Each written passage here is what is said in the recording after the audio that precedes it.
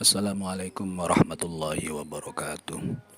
Alhamdulillahirabbil alamin wassalatu wassalamu ala sayyidina mursalin wa ala alihi washabihi ajmain amma ba'd. Baiklah anak-anakku semuanya kelas 3.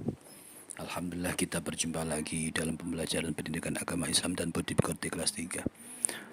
Pada kali ini kita akan mempelajari tentang hadis kewajiban sholat, yang mana akan kita pelajari dalam alokasi waktu 3 JP 1 pertemuan. Baiklah anak-anakku semuanya, sebelum kita melanjutkan materinya, marilah kita baca doa terlebih dahulu. Mudah-mudahan apa yang kita pelajari diberikan oleh Allah ilmu yang manfaat lagi berkah. Al-Fatihah. A'udzu billahi minasyaitonir rajim. Bismillahirrahmanirrahim. Alhamdulillahi rabbil alamin.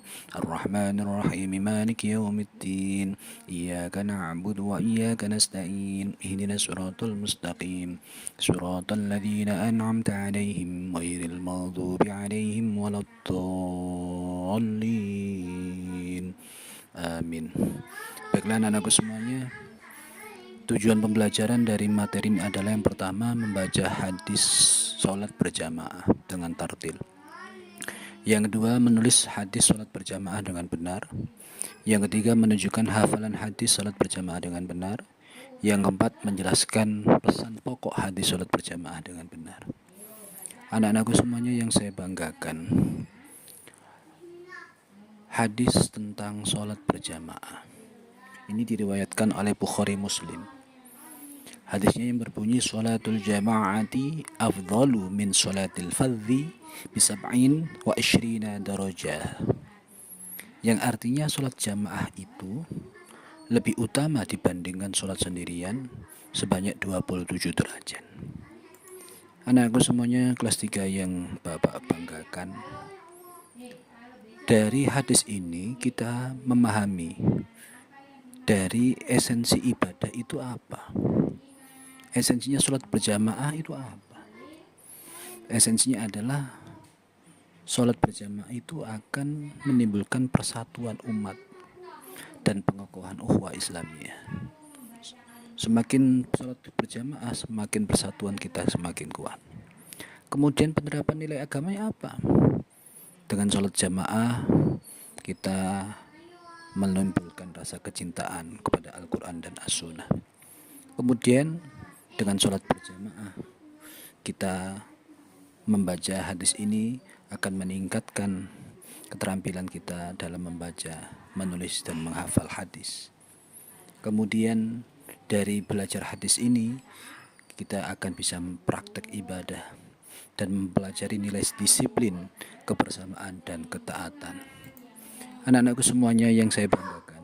Kemudian langkah-langkahnya bagaimana? Langkah-langkah pembelajarannya nanti kita awali dengan pendahuluan, kemudian ada inti pembelajaran, kemudian ada penutup. Anak-anakku semuanya kelas 3 yang saya banggakan, manfaatnya apa kita mempelajari hadis sholat berjamaah ini? Manfaatnya adalah yang pertama, meningkatkan kedisiplinan. Sholat berjamaah mengajarkan pentingnya waktu dan keteraturan. Dengan sholat jamaah melatih kita tepat waktu. Yang kedua, memupuk kebersamaan. Dengan sholat berjamaah, siswa jadi belajar untuk merajut tali persaudaraan, tali persatuan, dan toleransi. Yang ketiga, dengan sholat jamaah kita akan mendapatkan manfaat, mendapatkan pemahaman keislaman. Dengan menguasai hadis tentang sholat berjamaah, kita akan bisa mempelajari ajaran Islam secara mendalam. Kemudian manfaat yang keempat adalah dengan sholat berjamaah, dengan belajar hadis ini, maka kita akan berlatih berpikir kritis dan spiritual. Karena ketika kita melakukan sebuah ibadah, ketika mengetahui hadisnya, dalilnya, maka semakin mantap amal ibadah yang kita lakukan. Kemudian anak-anakku semua yang saya banggakan, apa yang bisa kita ambil dari mempelajari hadis sholat berjamaah ini? Dengan mempelajari hadis sholat berjamaah ini, maka aspek kognitif kita, pengetahuan kita, sikap kita, dan psikomotor kita, tubuh kita akan kita jadikan satu kita integrasikan dengan sebuah bukti nyata, yaitu berupa sholat berjamaah. Kemudian yang bisa kita ambil dari belajar hadis ini adalah dengan melalui membaca, menulis dan menghafal hadis, siswa dapat mengimplementasikan nilai-nilai Islam dalam kehidupan sehari-hari. Demikian yang bisa saya sampaikan. Untuk tugasnya silakan kamu lihat di lembar LKPD yang telah disediakan. Kurang lebihnya mohon maaf. Wassalamualaikum warahmatullahi wabarakatuh.